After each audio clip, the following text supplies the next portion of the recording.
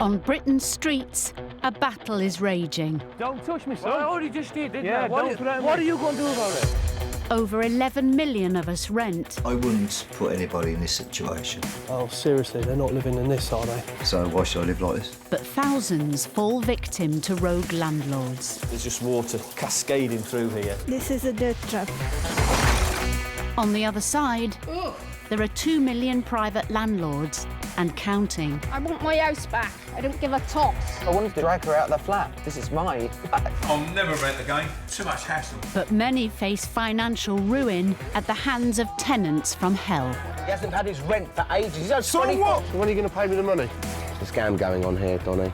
I know. In this series, Go, come on, let's go. we follow the heroes who take slum landlords down. Paying rent to live in a decent property. There's so many things wrong, it's unbelievable. Yeah, somebody touches that, they get electrocuted. Not acceptable. And the experts whose job it is to evict nightmare tenants. Do not push me. Do not push me.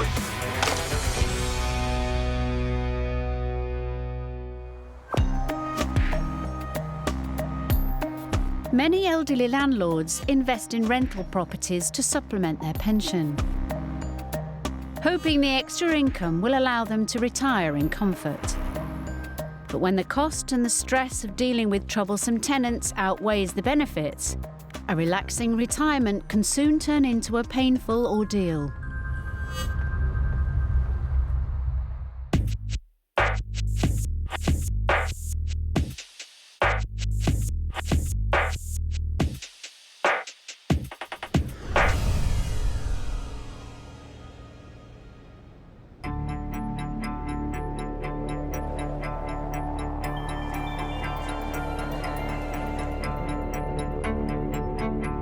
Retired surveyor John Moxham and his wife Irene are on their way to inspect the 8-bedroom HMO, or house in multiple occupation, they own in Kent. Did a lovely job of doing the house up, spent a lot of money on it, and we gradually let the rooms. And of course they were all very nice professional people and there were no worries. Initially, all went well. Their first tenants paid their rent and caused no problems. But 2 years ago, a new set of tenants moved in and their retirement dream turned sour. All of a sudden things changed and it's gone downhill. 4 out of 6 of their tenants now owe more than £11,000 in missing rent. And to make matters worse, there have been problems with noise and vandalism. The quality of the tenants, largely our own fault for not vetting them properly, but whatever. It's gone down to the state we got now, where we literally have a house full of bad guys. I absolutely hate going there. I loathe and detest it. I will do anything rather than go, but of course you have to. Oh, it's just awful. I really feel quite sick when I go in. Irene hates going there because several of the tenants have been abusive when they've raised concerns. Today, they're checking the state of the property, but even from the outside, it's clear that at least one tenant doesn't much care. Just drops the rubbish out of his window. Normally, if it's liquid, it goes down the wall. Well, it's dry at the moment, and he drops it right down to here. Because he can't be bothered to push in the rubbish, he just flings it out of his window into the garden. As the property is an HMO, by law the Moxhams are allowed inside to inspect the communal areas. Within minutes, it becomes obvious there's been trouble. One of the bedrooms, which was empty and locked, has been broken into and is now clearly occupied. By whom? They have no idea. Oh my God. And they've obviously gemmed it open. Oh, the smell is absolutely awful. Dreadful. Dreadful. Oh my Christ. Somebody spewed in the sink. Absolutely awful. I can't believe it's this bad that it's turned into this. I can't believe that they've done this to it. I can't. They're just animals, aren't they? The animals are better. It's derogatory to the animals saying that.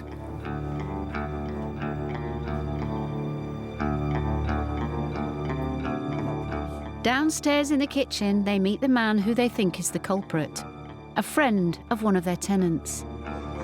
Even though the man is, for all intents and purposes, squatting, he's not afraid to tell the Moxhams what he thinks about his new home. It's not nice, John, bro. You know what I mean? People have been paying you a lot of money for living here, yeah? Look at the stakes in the Facebook. You're going to stop your name cat in here, yeah? Right, come on, where's the excuse?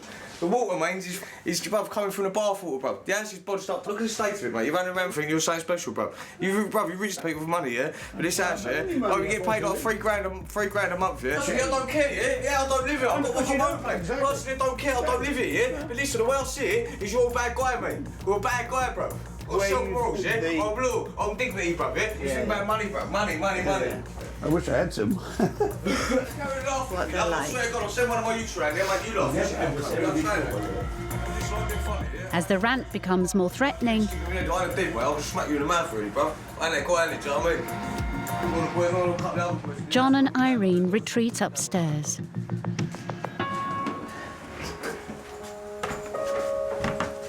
It's just dreadful. Dreadful. He doesn't even live here, no. Doesn't even live here. And that's the sort of thing that we get. That's why I said to you I didn't like coming down here.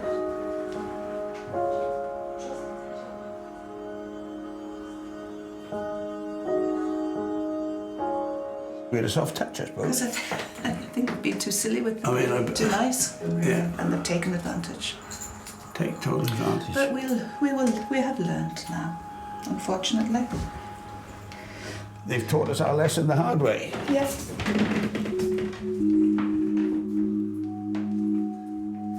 The couple readily admit keeping an 8-bedroomed HMO is hard work. But what they didn't expect was the sheer scale of abuse which both they and the property have had to endure.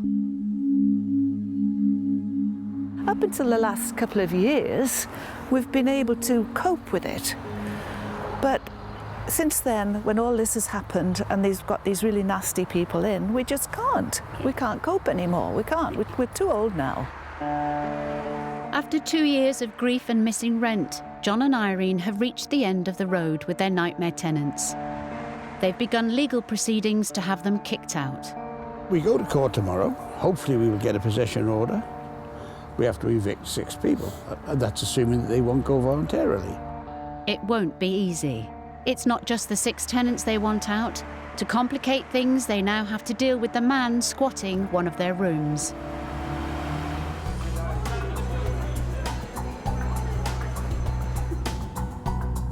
John and Irene Moxham's dream of supplementing their pension with an 8-bedroom rental property has turned into a nightmare.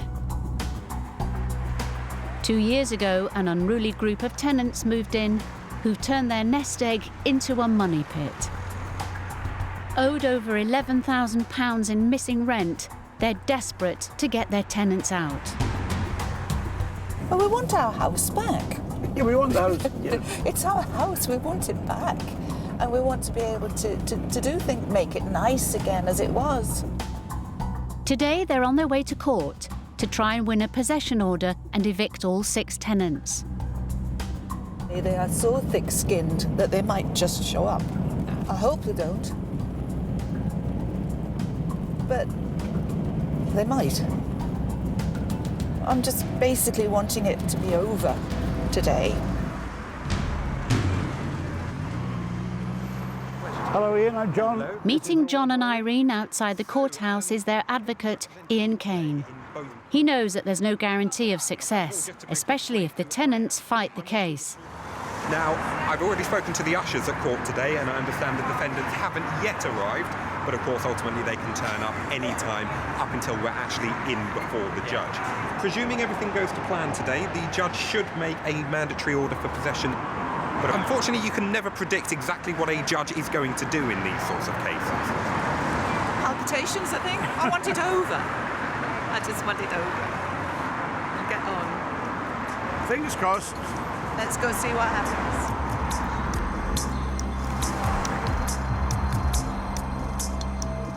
Less than an hour later, the hearing is over.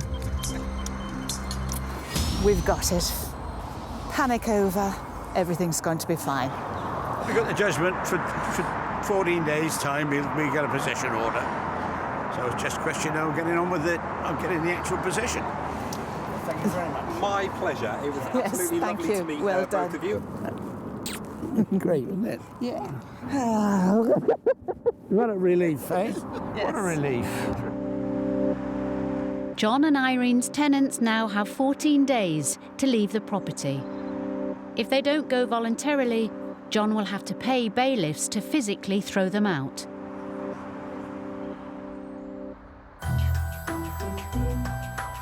Most landlords and tenants get on fine. As long as landlords maintain their property and tenants pay their rent, there's little reason for conflict. But when communication breaks down, the consequences can be serious.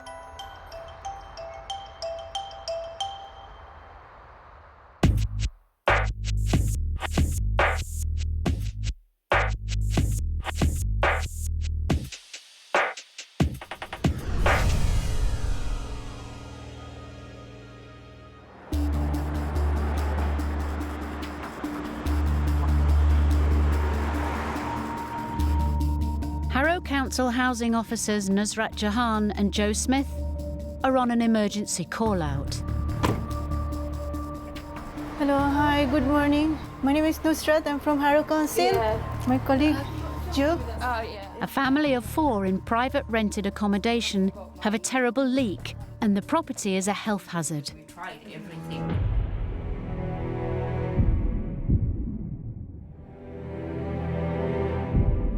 It's literally raining, you can see the water dripping, and because the water stored upstairs in the bathroom, so it's coming through this leak and the roof. It's unbelievable. The leak is so bad that Joe doesn't dare check the electrics. I've got a socket tester for the electrics. No, that would but be too I'm not even dangerous. going to attempt that. You can see that it's penetrated through. This is This is unacceptable. possibly one of the worst cases I've seen, where the damp has, or water has just cascaded through. It's going onto the worktops. Yeah. It's going into the switches, and it's in the cupboards. Oh dear, all the food, everything. I've never seen anything this bad. Not in the 12 years I've been doing this. This is horrendous. There's some impressive fungal growth there as well. To see the source of the problem, the team head upstairs to the bathroom. Walking through puddles to get into here. This is horrendous. There's so much water. It's just everywhere. I mean, you're standing in about an inch of, well, about a centimetre of water there, and we have no idea where it's coming from. According to the tenant's eldest daughter, Marwa, the leak started 2 months ago. First it started with a small leak, then it got really, really heavy, like it looked like it was raining in the kitchen. I told my mum, don't turn on the lights, don't plug things in, because I was really scared. It's dangerous, it's really dangerous. The whole house now is so damp, even the children's bedrooms are affected. Going to bed, it would be dry, but then when you wake up, the pillow's like really wet. I had to sleep in my mum's room. Even though the house is almost uninhabitable, their landlord has let the problem get worse and worse. I contacted the landlord and she basically just refused to repair anything. Desperate for help, the family has asked Harrow Council to step in. This is unbelievable because we seen a lot bad situation property, but this is one of the worst case. It's absolutely horrendous. What makes this situation so fraught is the tenants are behind with the rent, and the landlord is saying she won't sort the problem until they pay up. But as far as Harrow Council is concerned, the rent arrears are no excuse for the terrible conditions. Joe and Nusrat decide it's time to get tough with the landlord. I've never known a property like that. I've never known it to rain inside a kitchen before. She's going to do the works whether she likes it or not. The landlord may have fobbed off her tenants, but she's about to feel the full weight of Harrow Council come straight down on her.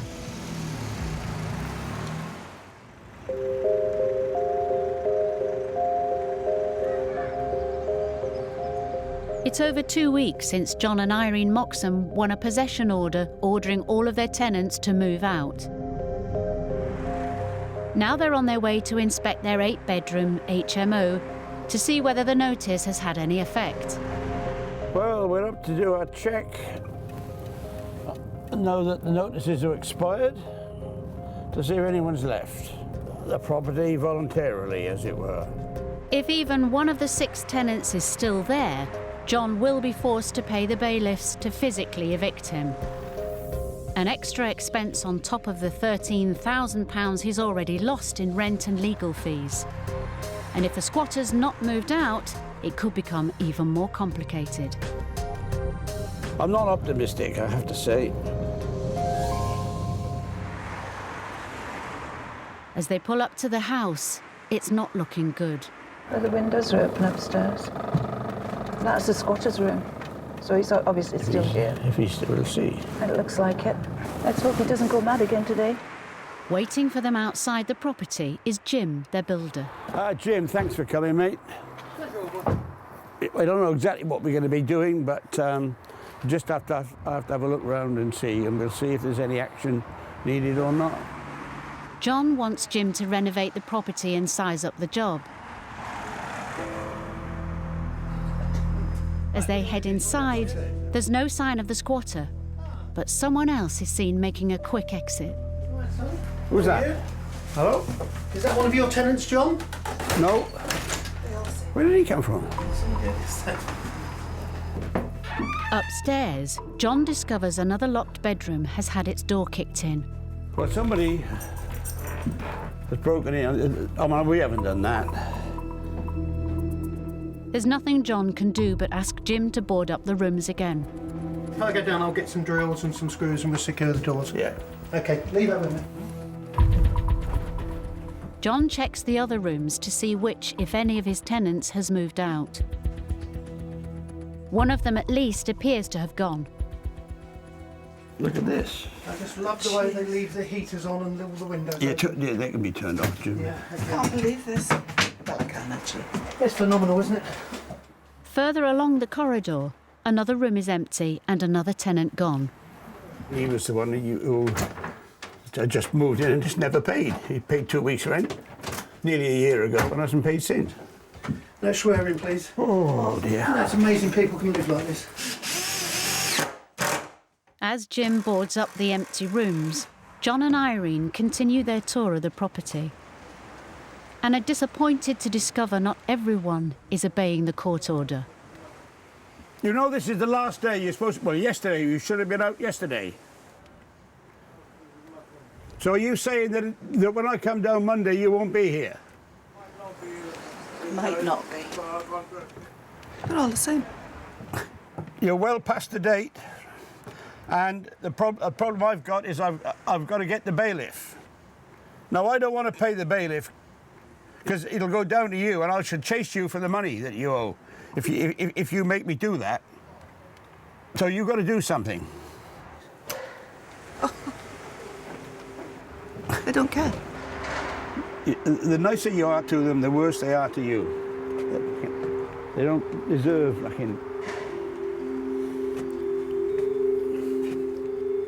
I put up with all this nonsense. Drunken women, smashed bloody showers, clean as pissy drains. I'm actually disappointed in humanity. To avoid paying for bailiffs, John and Irene give the remaining tenants a few more days to move out. They can only hope their tenants cooperate.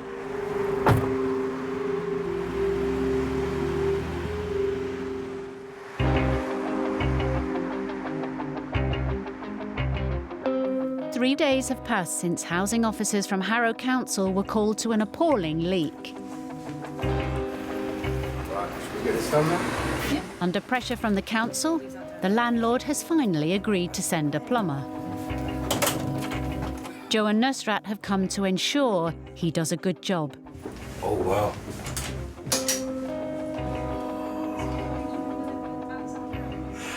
That's unbelievable. Well, it's not really livable, is it? I wouldn't live like this, no way. It's disgusting. Absolutely disgusting. Look, the main damage is from that side. From the WC. And then it's because there's a slope there. All the water's gone on to that side and part. That's coming up.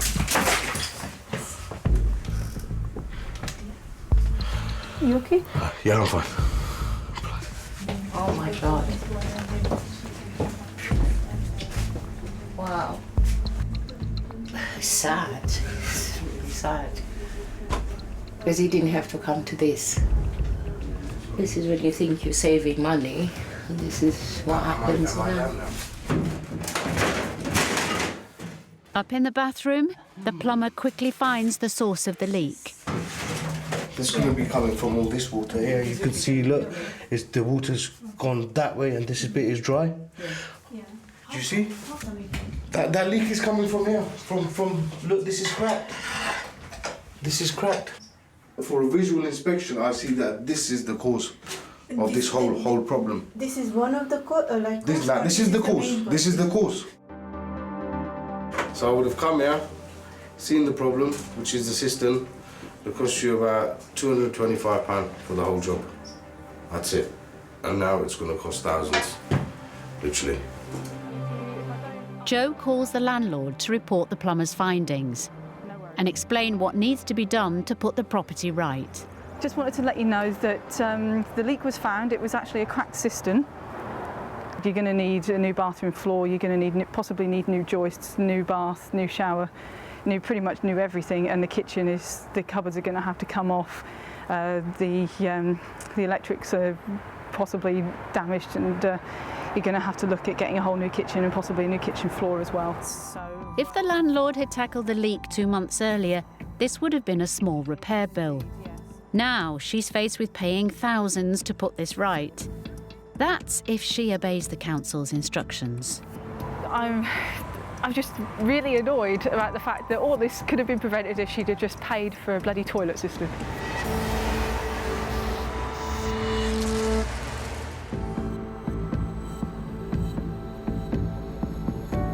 Letting out a property is a legal minefield for landlords. Get something wrong and you risk blowing a big hole in your finances and peace of mind.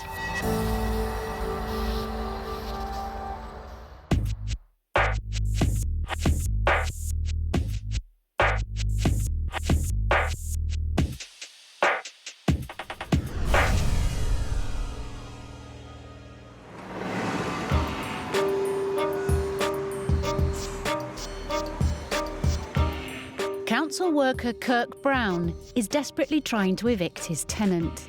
For the past 5 years, she's never paid her full rent on time. Payment was delayed by 2 weeks, then the following month by 3 weeks, and it just escalated from there. She owed over £4,000 at its worst. Eventually, the stress became too much for Kirk and he decided to sell the property. He found a buyer and gave his tenant over 2 months' notice to leave.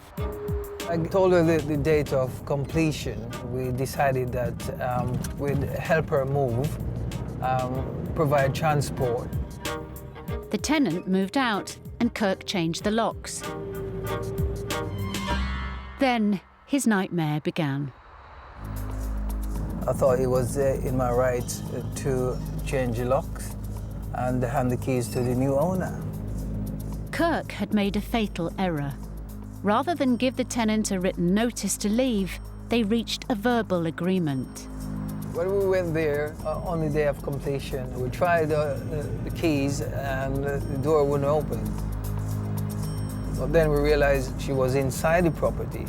In fact, she actually changed the locks again. Unfortunately for Kirk, the law was on his tenant's side.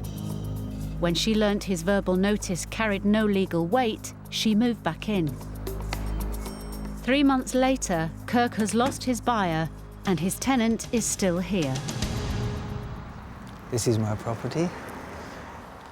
I need to empty it now. I need it to be vacated so I can fix it up and get it back on the market for what it's worth.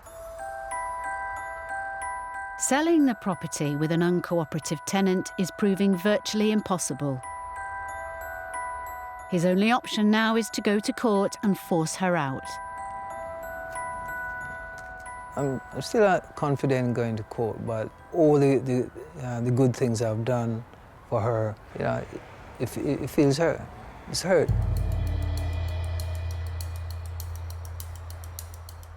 Hello.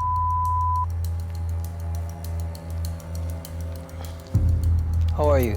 I'm not fine. You're not fine? What's the matter? I'm really sick. So have you had a letter from the solicitors about court hearing? Are you just asking me that now? Pardon? You said you sold the house. I said I want details of the new landlord. You refused to give it to me. You locked me out. You refused to show me the new landlord. I have all the text messages with me that you said the house does not belong to you anymore. You don't know anything about the house. That is what you said in your letter. Because it's sold. sold. And after that, I don't owe you anymore. I've paid them. Even up to this month, I've paid this month as well. The tenant seems to think she has the right to stay in the property, even with a new owner. But Kirk is determined to sell his house without his sitting tenant. Don't worry, we'll meet in court and talk about it. Yes, yeah, we'll see you in court. She's making all sorts of stories. She's using the excuse that I should have given her the new landlord detail, but it's not a new landlord, and she's not taking that in. It's gonna get nasty.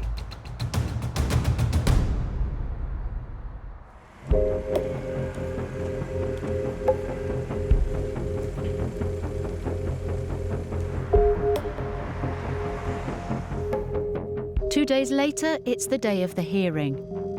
Because of his error in giving a verbal notice and then changing the locks, the case could go either way if the tenant fights it. Today, if the judge doesn't rule in our favor, then we have to go back to court again. I'm a little bit nervous because I don't know what to expect. Yeah. Meeting him outside the courthouse is his legal advisor, Sasha Gain, from Landlord Advice. Hi, Sasha. I'm Kirk. Nice to see you again. Yeah. Is the tenant here? You haven't been notified that she's turned up yet. Well, it's 15 minutes to go. We haven't seen her yet. I'm hoping that she doesn't show. Unfortunately for Kirk, his tenant does show up and makes a defence. An hour later, she leaves the court. Okay, so the tenant has arrived at court today, raised a last-minute defence and counterclaim. So the hearing has been adjourned. Definitely not the outcome we was hoping for today. The tenant is claiming she was unlawfully evicted when the locks were changed. Frustratingly for Kirk, the hearing has been adjourned for 3 months. It's my property. I want to get it back, and she's bitter towards me. It should be the other way around. I should be the one who's bitter. I should be swearing. I should be stamping my feet. It's crazy. It's crazy.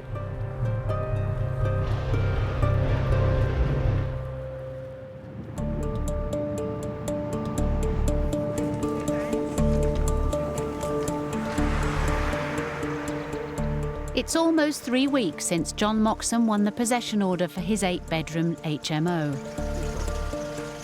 To his relief, all of his tenants have finally agreed to leave and he can get the builders in.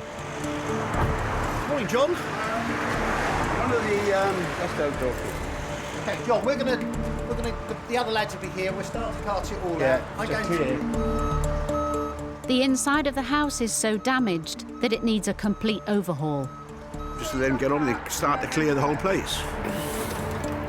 But before the builders can begin, there is one more hurdle. While the tenants may have vacated, the squatter, who became abusive towards John and Irene, is still here. You understand me, mate? Ain't you fucking mugs, all of you. Right, listen. How are you? All right, now listen. Why in the fucking room, mate? Scumbags, are you? Fucking off with the lots here, bro. Anyone up in this fucking man, they're gonna get it, bro. Shit was fucking life, innit? You get bad, you get banged. Fucking leave me alone. know, man. Fucking well, bro. What is it? Massive cunts get waved in, bro. You don't get fucking mad, you won't get it. Do you know what I mean? Talk to me respect, and I'll talk to you a bit of fucking respect. But you go get me breakfast, never. You have a fucking dozen, bro. John's already been warned that the squatter's causing trouble. Got a text message saying that the squatter, when it's not even a tenant, had gone in and had smashed the place up. And some of the neighbours called the police, and there was quite a lot of chaos. Up on Friday. All right, buddy. Jim the builder eventually manages to calm the situation and convince the squatter to leave. You get them to phone me. I'll tell them what's going on. While the squatter gathers up his belongings, Jim and his team start work. Phil, what we're going to do is we're stockpiling all the stuff just over here. There you go. Man, look at all the stuff under there. Unreal. Unbelievable. No respect for people's property.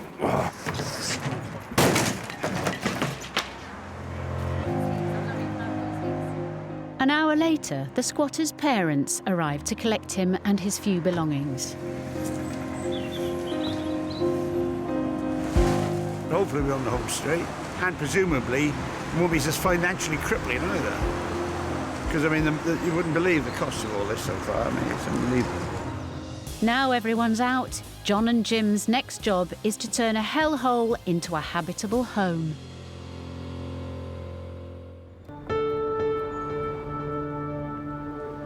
It's been 11 weeks since housing officers Joe Smith and Nusrat Jahan investigated dangerous living conditions at a family's 3-bedroom home. Because the tenant Zakia was behind with the rent, the landlord refused to carry out any repair work. Last week, the family were evicted. Just like, we can't have this. We need to make sure that she's safe and the family are safe. So we asked our lovely colleagues over in the homelessness team to see if they could help, and they did. Harrow Council moved the family into emergency accommodation. Joe and Nusrat are keen to see how they're getting on. Hello, hi Zakia, how are you? Nice to meet you. Nice to see you again. Do you want to see the house? Yes. The family's old bathroom was constantly flooded. It's a fully functioning bathroom. I don't have to worry. It's like, oh, don't flush the toilet upstairs because you're going to bring the ceiling down. Everything works. This is my room. 14-year-old Cawthor was forced to sleep in wet sheets due to water coming through the walls. I like the room because it's not wet or anything. This new place is way better. Her brother Elias agrees. This is my room, my new room. The old one was like water everywhere and stuff like that. Like, you couldn't actually walk somewhere without getting wet. I thought we're happy now. Yeah. Even though this is temporary accommodation, it's a huge improvement from the damp and dangerous conditions they put up with for 5 months. There's no rain. Now I'm able to do things. I used to miss cooking for my kids, do things for them.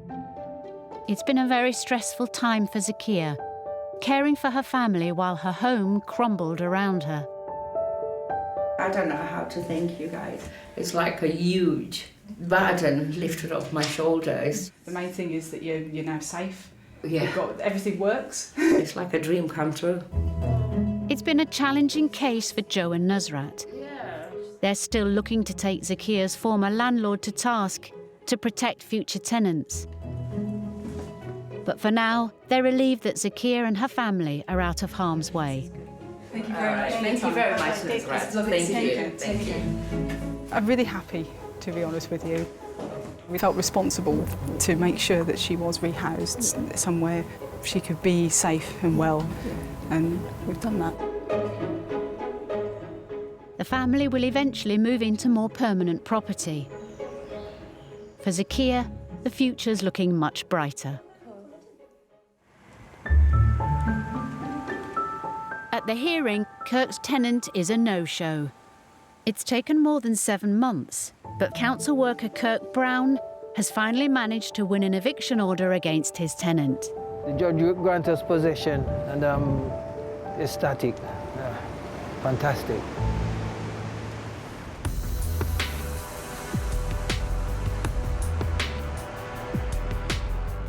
"15 days later, Kirk's keen to see if his tenant is finally playing ball.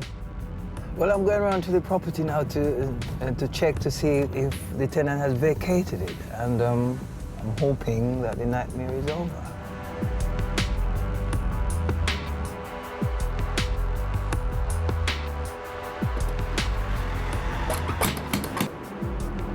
Is anybody in? Is anybody in?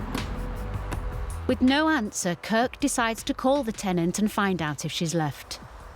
Good morning. Do you know what today is? Yeah. Yeah. You were given 14 days to vacate the property. Yeah, but what do you think we've been going through the courts for? Isn't for you to vacate the property. So you haven't really made any effort at all to leave. So why are you waiting until you receive the eviction notice?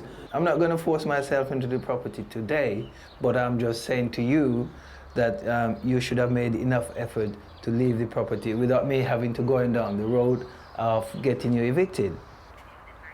Right. She hung up. And she's now saying she's not going to leave until she's forcibly put out.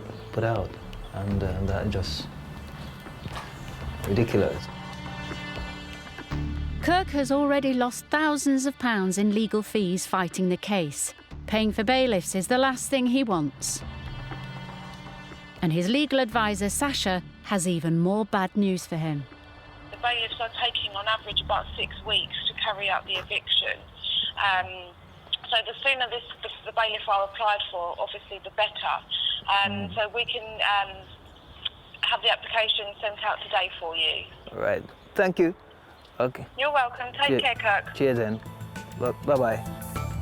By the time the bailiffs physically evict Kirk's tenant, she will have overstayed her welcome by nearly a full year.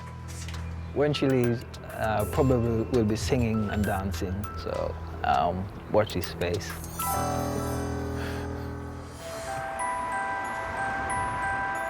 Straight in.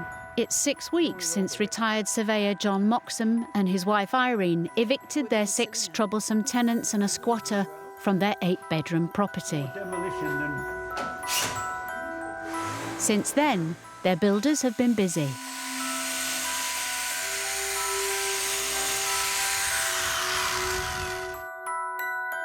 And just clearing the place took a fortnight. Oh, it's just horrible. Horrible. I mean, this is just so much nicer. There's nothing. Oh, yeah, it's wonderful. Wonderful to have it back. Well, this is the room where the squatter was. This has all been done. It's so much better. I'm just so excited. Oh, yeah, I mean, It's such a mess, but I'm so excited about it. All told, the couple lost around £13,000 in missing rent and legal fees. They've decided their days as landlords are over. There's no way that at my age that I can run a place like this ever again. I want to. Put the skirtings back, I can do that. I mean, you know, when you get to my age, part of it is your pension, effectively, and we weren't getting it. I mean, and it was often costing us money because we had the bills to pay. So we actually weren't getting. Oh, we ended up keeping them. We ended up keeping them in the. You know. That's all it amounts to. We kept them, like having a load of children. Nasty ones. This is better being sold as a family home. Well, it's a lovely family house, and or will be. So that's why we got to get on and get it finished and on the market. I'll be pleased when it's. I'll be pleased when it's sold. We're sold. And that's when we celebrate.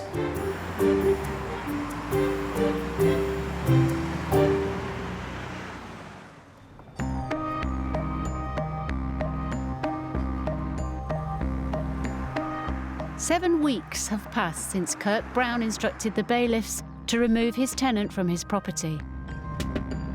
Today's the day they're due to evict her. But this morning, Kirk received a surprise phone call.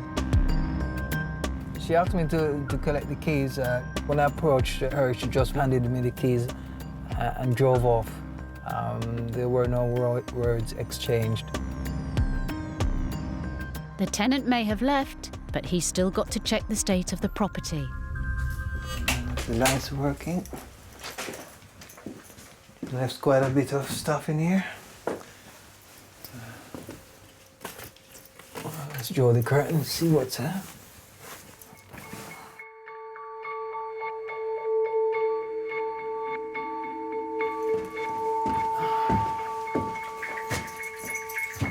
Oh gosh.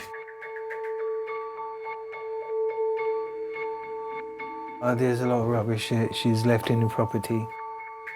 What I'll do, I will have to call her and ask her to come and collect her rubbish. I'm inside the property and there's a lot of stuff you left behind. Oh, when are you going to collect them? You don't want them? So why didn't you arrange for them to be disposed of?